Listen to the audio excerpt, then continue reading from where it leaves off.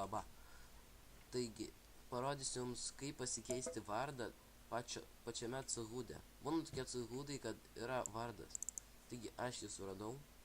Va, matot? Name.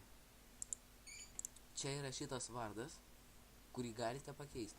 Būna ir kiti vardai, ten, nežinau, GTA, nu ten visokiausių būna. Taigi, pirmą jūs einate į jūsų GTA San Andreas direktoriją ir susirandat Interface Editor. Atidarome jį, bei surandame tą vardą.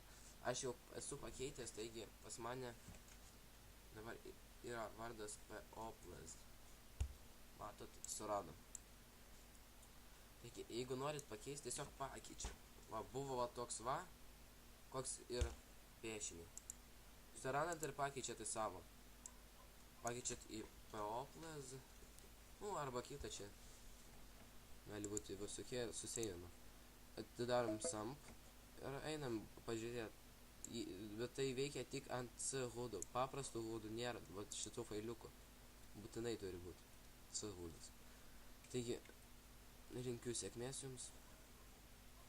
Bye bye.